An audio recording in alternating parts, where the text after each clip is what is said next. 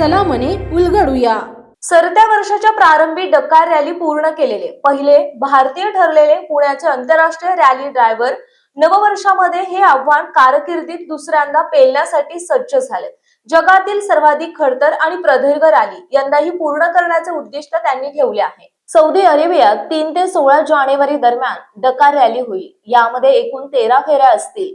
येथील पत्रकार परिषदेत संजय यांनी माहिती दिली। एअरपेसचे संचालक प्रकाश गौर, पुणे ऑटोमोटिव्ह रेसिंग असोसिएशनचे पारा सदस्य अनिरुद्ध देशपांडे, श्रीकांत आपटे यावेळी उपस्थित होते।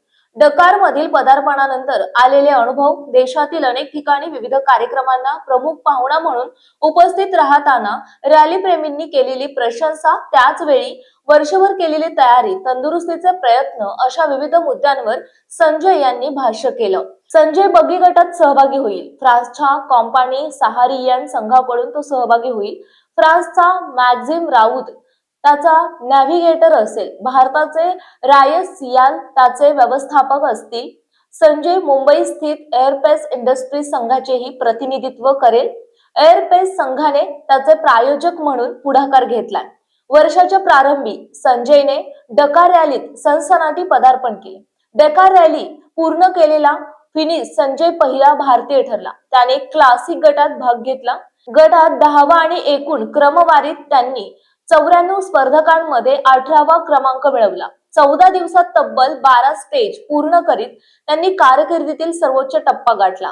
संजय यांनी 3 दशकांहून जास्त काळ रेसिंग मध्ये कारकीर्द घडवली। त्यांनी मायदेशात तसेच परदेशात 75 पेक्षा जास्त रॅली जिंकल्या।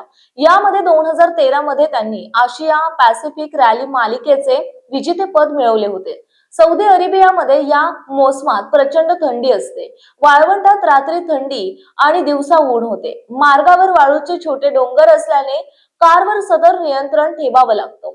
यंदा एकूण 13 फेऱ्या असतील। पहिल्या टप्प्यामध्ये 6, दुसऱ्या टप्प्यामध्ये 7 फेऱ्या होतील। 2 मॅरेथॉन फेऱ्या डकारचे सर्वात मोठे आव्हान असते। यावेळी पहिल्या टप्प्यात 4थी आणि 5वी फेरी मॅरेथॉन असेल। यात स्पर्धात्मक अंतर अनुक्रमे 451 आणि 356 असे एकूण 870 किलोमीटर असेल। अलुला ते हई असा मार्ग असेल। 4थ्या फेरीमध्ये मार्ग विस्तीर्ण असेल, पण वेड्यावाकड्या वळणांमुळे स्पर्धकांना कारचा वेग सतत कमी जास्त करावा लागेल।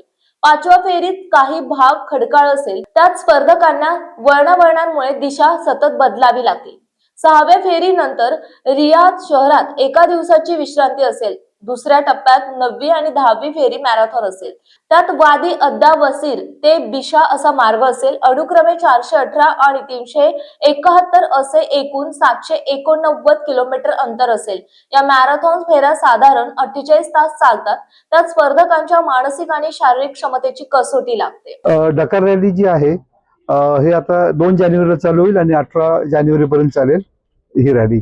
आणि आधीचा थोडा अनुभव आहे, पण डकार मध्ये तुम्हाला किती अनुभव असो, किती तुम्ही हे असो, डकार रॅली रोज तुम्ही 1000 किलोमीटर ऑलमोस्ट चालवता। 700, 800, 900, 1000 आणि 7 दिवस रॅली चालवता, एक ब्रेक आणि परत 8 दिवस, असे साधारण 10,000 किलोमीटरची रॅली आहे ही। आणि ह्या रॅलीमध्ये बरेचदा रस्ते नसतात। ड्यून्स नॅव्हिगेशन आहे, ऑफ रोड नॅव्हिगेशन आहे। चुकायचे चान्सेस जास्त आहे, गाड्या फेल्युअरचे चान्सेस जास्त आहे आणि बरेचदा तुम्ही दमून पण जाता, रात्रंदिवस गाडी चालवत असतो ऑलमोस्ट तुम्ही। हे आव्हान तुमच्यावर मागच्या वर्षी पण होतं, ह्या वर्षी पण राहणारच आहे, त्यात काही चेंज होणार नाही। हा, जसं आपण विचारलं की तुम्हाला आता अँटिसिपेट करतील की काय तुम्ही एक्सपेक्ट करताय म्हणून। बेसिकली किती चॅलेंजिंग गोष्टी आहेत, खास करून आपल्याकडे हा स्पोर्ट्स अजून तेवढा म्हणजे जसं तुम्ही बोला बरोबर आहे की ही रॅली आधी पॅरिस डकार होती, पॅरिसला चालू व्हायची आणि सेनेगल मध्ये संपायची डकार सिटीमध्ये, म्हणून ह्याला पॅरिस डकार म्हणायचे 1979 पासून। मग ते हळूहळू त्याचं नाव पॅरी डकार झालं, मग डकार झालं त्या रॅलीचं। मग ते मध्ये साऊथ आफ्रिकेमध्ये काही इश्यू असल्यामुळे लॅटिन अमेरिकेत गेली, आता सौदीला आली परत।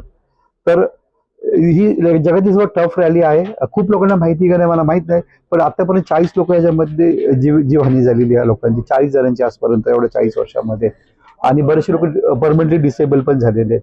तर ही सगळ्यात toughest rally on the planet बोलली जाते। तर कारण असं कंडिशन्स, दिवसभर गाडीमध्ये तुम्ही सारा डेझर्ट मध्ये समजा, दिवसभर गाडीमध्ये इतकं टेम्परेचर आहे 55, 60, 65 आणि रात्री तुम्ही जेव्हा जाता तर मायनस टेम्परेचर आहे आणि वाळवंटामध्ये वारं खूप लागतं आपल्याला, वारं नॉर्मली खूप लागतं, त्यामुळे थंडी बोचरी असते बऱ्याचदा।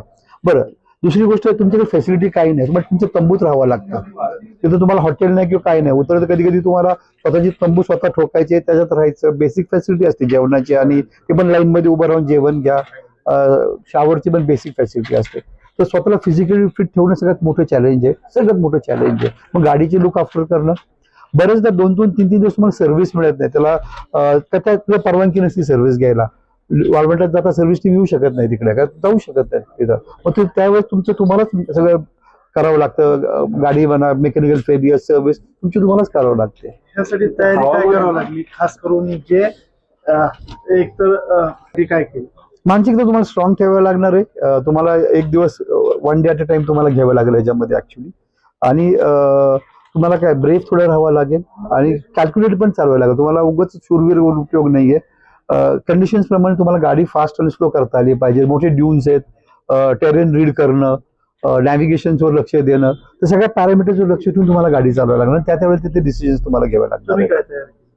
मी ह्या वर्षी मोरोकोमध्ये ट्रेनिंग केलं 8 दिवसाचं. त्याच टीम बरोबर 30 गाडी चालवली.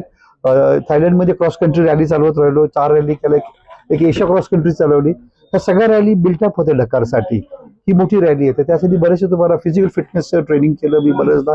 की फिटनेस मला मागच्या वर्षी कळलं, टू बी ऑनेस्ट ऍडमिट करायला हरकत नाही. मागच्या वर्षी मला लक्षात आलं की मी फिजिकली फिट नाहीये.